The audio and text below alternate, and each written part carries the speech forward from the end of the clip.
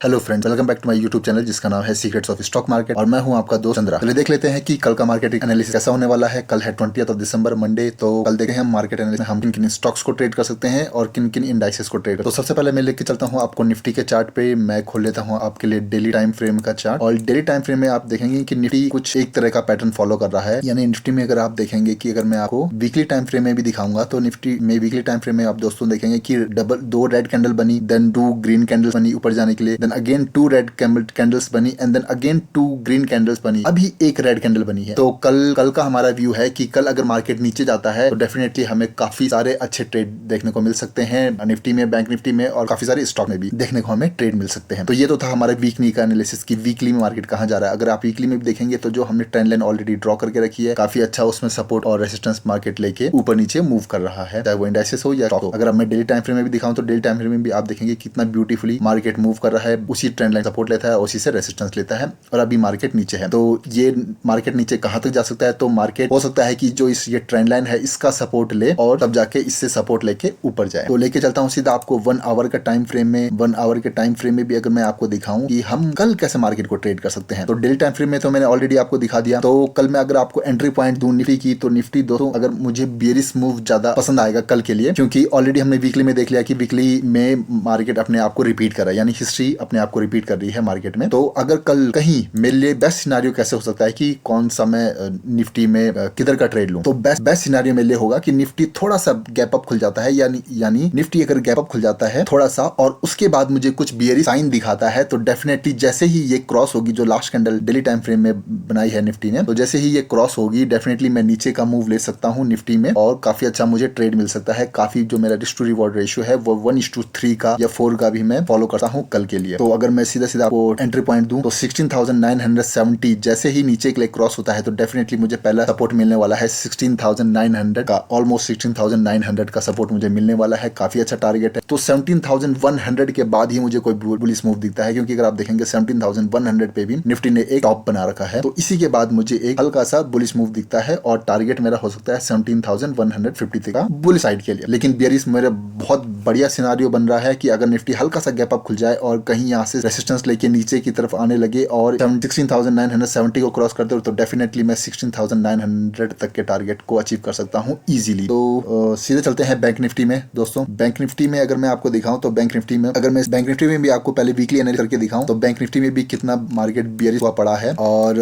एक green candle के बाद अगेन एक रेड कैंडल ने उसको पूरी तरह से एंगल्फ कर लिया है, जो पिछली वीक की ग्रीन कैंडल थी। तो यानी मार्केट अभी और नीचे आ सकता है और अगर आप देखेंगे भी तो जो इसके टॉप की ट्रेंड लाइन है वो भी इसमें सपोर्ट लेने के लिए आ रही है और उसमें भी करीबन हमें काफी अच्छा खासा स्पेस बाकी है, अराउंड 1000 पॉइंट का स्पेस बाकी है जो ऊपर की ट्रेंड लाइन इसमें है। तो मैं सीधा लेके चलता हूँ आपको अब 1 आवर के टाइम फ्रेम में। 1 आवर के टाइम फ्रेम में हम एनालाइज करेंगे तो अगर आप देखेंगे जो हमने ऑलरेडी ये ट्रेंड लाइन ड्रॉ करके रखी है बहुत ही बेहतरीन इसमें काम कर रही है और सपोर्ट लेने के लिए अगेन ये नीचे की तरफ आ रहा है बैंक निफ्टी भी। तो सीधे मैं आपको लेके चलता हूँ इसमें 15 मिनट के टाइम फ्रेम में और दे देता हूँ आपको टारगेट और एंट्री पॉइंट। तो अगर मुझे बैंक निफ्टी को नीचे देखना है तो बैंक निफ्टी में मेरा वही व्यू है कि बैंक निफ्टी अगर कहीं थोड़ा सा गैप अप खुल जाता है, हल्का सा गैप अप खुल जाता है और कहीं 35,600 का राउंड लेवल क्रॉस करने लगता है तो डेफिनेटली मैं इसमें एक बियरिश पोजीशन बना सकता हूँ और हमें बहुत अच्छा टारगेट मिलता है बैंक निफ्टी में भी 35,600 के बाद कहीं। और हमारा जो पहला सपोर्ट लेवल होगा वो होगा 35,300 का। तो बहुत अच्छे हमारे पास 300 पॉइंट्स हैं दोस्तों। अगर मैं इसमें हल्का सा बुलिश मूव देखता हूँ तो बुलिश मूव मुझे 35,970 के बाद ही कहीं दिखाई देता है, क्योंकि यहीं पर मार्केट थोड़ा सा चॉपी हुआ था और अगर ये चॉपीनेस को मार्केट खत्म कर देता है यानी 35,970 के ऊपर एक ग्रीन कैंडल फॉर्म कर लेता है तो डेफिनेटली हमें 36,220 तक के टारगेट हमें देखने को इजीली मिल सकते हैं। तो अब बात कर लेते हैं कुछ स्टॉक की। स्टॉक्स तो बेहतरीन होने वाले हैं। तो पहला स्टॉक है मेरा एक्सिस बैंक। एक्सिस बैंक भी अगर आप देखेंगे तो एक्सिस बैंक में भी सारे के सारे मेरे स्टॉक्स होने वाले हैं वो बियरिश मूव ही मुझे देने वाले हैं कि अगर बियरिश मार्केट मेरी तरह से काम करता है जैसा मैं सोच रहा हूँ तो डेफिनेटली मुझे बहुत अच्छा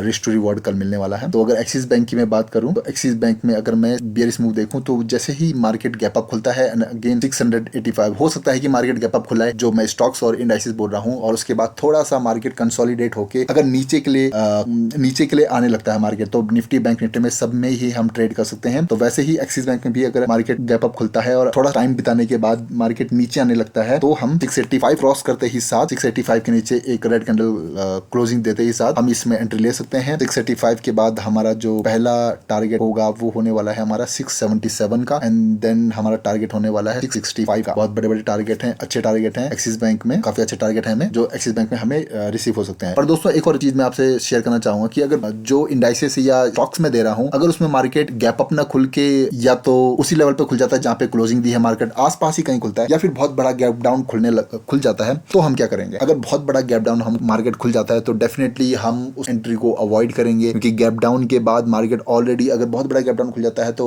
ऑलरेडी मार्केट इतना बियरिश हो चुका होगा, तो उसके बाद हम कहां तक ट्रेड ले सकते हैं, तो वो थोड़ा सा एक डेंजरस पोर्शन में हम आ जाएंगे। तो हमारे बेस्ट सिनेरियो रहेगा कि किसी भी स्टॉक्स में और इंडाइसेस में मार्केट गैप अप खुलना चाहिए, और उसके बाद थोड़ा सा सस्टेन करने के, थोड़ा सा कंसोलिडेट होने के बाद मार्केट नीचे के लिए क्रॉस करता है, तो डेफिनेटली हमें बहुत अच्छी रिस्क टू रिवॉर्ड रेशियो मिल जाता है। अगर मार्केट जहां पर बंद हुआ है, क्लोजिंग हुई है, अगर वहीं पे आसपास खुलता है तो भी चलेगा, और उसके बाद मार्केट नीचे के लिए क्रॉस करता है तो भी हमें बहुत बढ़िया सिनेरियो देखने को मिलता है। लेकिन बस एक सिनेरियो नहीं होना चाहिए, बहुत बड़ा गैप डाउन नहीं होना चाहिए, आसपास मार्केट कहीं खुले और फिर जो लास्ट डे की क्लोजिंग है उसको क्रॉस करते ही साथ हम एंट्री लेते हैं। तो एक्सिस बैंक के बाद हम बात करते हैं रिलायंस की। रिलायंस में भी अगर मैं आपको दिखाऊं तो डे टाइम फ्रेम में ऑलरेडी मार्केट ये जो ट्रेंड लाइन को बहुत अच्छा रिस्पेक्ट कर रहा है। तो अगर रिलायंस में कहीं हमें बियरिश मूव देखना है तो 2325 के नीचे एक रेड कैंडल क्लोज होनी चाहिए 2325 के बाद, और उस ये क्रॉस होते ही साथ हमें डेफिनेटली नीचे का जो सपोर्ट है वो मिलेगा 2276 का या 75 का। बहुत बड़ा टारगेट है। निफ्टी में भी अगर आप देखेंगे तो लास्ट डे में 2.5 से ज्यादा का हमें